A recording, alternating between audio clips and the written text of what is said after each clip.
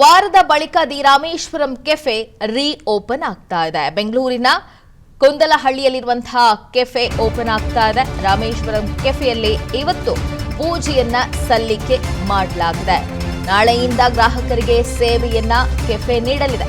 ಆ ಕೆಫೆಯ ಮಾಲೀಕರು ಕೂಡ ಹೇಳ್ತಾ ಇದ್ರು, ನಾವು ಮಹಾಶಿವರಾತ್ರಿಯಂದು ಮತ್ತೆ ಓಪನ್ ಮಾಡ್ತೀವಿ, ಹೊಸ ಹುಮ್ಮಸ್ಸಿನೊಂದಿಗೆ ನಾವು ಕೆಫೆಯನ್ನ ಓಪನ್ ಮಾಡ್ತೀವಿ, ಗ್ರಾಹಕರಿಗೆ ನಾವು ಸೇವೆಯನ್ನು ಒದಗಿಸ್ತೀವಿ ಅನ್ನುವಂತಹ ಒಂದು ಮಾತನ್ನ ಹೇಳಿದ್ರು. ಅದೇ ರೀತಿ ಮಹಾಶಿವರಾತ್ರಿಯ ದಿನದಂದೇ ದಿ ರಾಮೇಶ್ವರಂ ಕೆಫೆ ರೀ ಓಪನ್ ಆಗ್ತಾ ಇದೆ. ಹೂಗಳಿಂದ ಅಲಂಕಾರವನ್ನ ಮಾಡಿರೋದನ್ನ ಕೂಡ ಗಮನಿಸ್ತಾ ಇದ್ದೀರಾ. ಪೂಜೆಯನ್ನ ಮಾಡುವ ಮೂಲಕ ರೀ ಓಪನ್ ಆಗ್ತಾ ಇದೆ. ಕುಂದಲಹಳ್ಳಿಯಲ್ಲಿರುವಂತಹ ದಿ ರಾಮೇಶ್ವರಂ ಕೆಫೆಯಲ್ಲಿ ಬಾಂಬ್ ಬ್ಲಾಸ್ಟ್ ಆದ ನಂತರ ಒಂದು ವಾರಗಳ ಕಾಲ ಅದನ್ನು ಸ್ಥಗಿತ ಮಾಡಲಾಗಿತ್ತು. ಆ ನಂತರ ಎಲ್ಲ ಕೆಫೆಯನ್ನು ಕೂಡ ಕ್ಲೀನ್ ಮಾಡಿ ಪೂಜೆಯನ್ನ ಸಲ್ಲಿಸಿ ಈಗ ಮತ್ತೆ ರೀ ಓಪನ್ ಮಾಡಲಾಗ್ತಾ ಇದೆ. ಮಾರ್ಚ್ 1ರಂದು ರಾಮೇಶ್ವರಂ ಕೆಫೆಯಲ್ಲಿ ಸ್ಫೋಟ ಸಂಭವಿಸಿತ್ತು. ಬಾಂಬ್ ಸ್ಫೋಟದ ಬಳಿಕ ಕೆಫೆಯನ್ನ ಕ್ಲೋಸ್ ಮಾಡಲಾಗಿತ್ತು. ಈಗ ಮಹಾಶಿವರಾತ್ರಿಯ ದಿನದಂದು ಮತ್ತೆ ರೀ ಓಪನ್ ಆಗ್ತಾ ಇದೆ. ವಾರದ ಬಳಿಕ ದಿ ರಾಮೇಶ್ವರಂ ಕೆಫೆ ರೀ ಓಪನ್ ಆಗ್ತಾ ಇದೆ. ಬೆಂಗಳೂರಿನ ಕೊಂದಲಹಳ್ಳಿಯಲ್ಲಿರುವಂತಹ ಕೆಫೆ ಓಪನ್ ಆಗ್ತಾ ಇದೆ. ರಾಮೇಶ್ವರಂ ಕೆಫೆಯಲ್ಲಿ ಇವತ್ತು ಪೂಜೆಯನ್ನ ಸಲ್ಲಿಕೆ ಮಾಡಲಾಗಿದೆ. ನಾಳೆಯಿಂದ ಗ್ರಾಹಕರಿಗೆ ಸೇವೆಯನ್ನ ಕೆಫೆ ನೀಡಲಿದೆ. ಆ ಕೆಫೆಯ ಮಾಲೀಕರು ಕೂಡ ಹೇಳ್ತಾ ಇದ್ರು, ನಾವು ಮಹಾಶಿವರಾತ್ರಿಯಂದು ಮತ್ತೆ ಓಪನ್ ಮಾಡ್ತೀವಿ, ಹೊಸ ಹುಮ್ಮಸ್ಸಿನೊಂದಿಗೆ ನಾವು ಕೆಫೆಯನ್ನ ಓಪನ್ ಮಾಡ್ತೀವಿ, ಗ್ರಾಹಕರಿಗೆ ನಾವು ಸೇವೆಯನ್ನು ಒದಗಿಸ್ತೀವಿ ಅನ್ನುವಂತಹ ಒಂದು ಮಾತನ್ನ ಹೇಳಿದ್ರು. ಅದೇ ರೀತಿ ಮಹಾಶಿವರಾತ್ರಿಯ ದಿನದಂದೇ ದಿ ರಾಮೇಶ್ವರಂ ಕೆಫೆ ರೀ ಓಪನ್ ಆಗ್ತಾ ಇದೆ.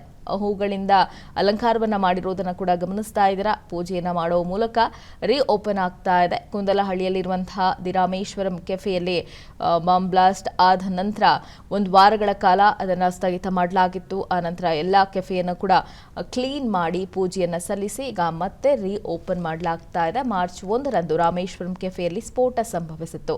ಬಾಂಬ್ ಸ್ಫೋಟದ ಬಳಿಕ ಕೆಫೆಯನ್ನ ಕ್ಲೋಸ್ ಮಾಡಲಾಗಿತ್ತು. ಈಗ ಮಹಾಶಿವರಾತ್ರಿಯ ದಿನದಂದು ಮತ್ತೆ ರೀ ಓಪನ್ ಆಗ್ತಾ ಇದೆ. ವಾರದ ಬಳಿಕ ದಿ ರಾಮೇಶ್ವರಂ ಕೆಫೆ ರೀ ಓಪನ್ ಆಗ್ತಾ ಇದೆ. ಬೆಂಗಳೂರಿನ ಕೊಂದಲಹಳ್ಳಿಯಲ್ಲಿರುವಂತಹ ಕೆಫೆ ಓಪನ್ ಆಗ್ತಾ ಇದೆ. ರಾಮೇಶ್ವರಂ ಕೆಫೆಯಲ್ಲಿ ಇವತ್ತು ಪೂಜೆಯನ್ನ ಸಲ್ಲಿಕೆ ಮಾಡಲಾಗಿದೆ. ನಾಳೆಯಿಂದ ಗ್ರಾಹಕರಿಗೆ ಸೇವೆಯನ್ನ ಕೆಫೆ ನೀಡಲಿದೆ.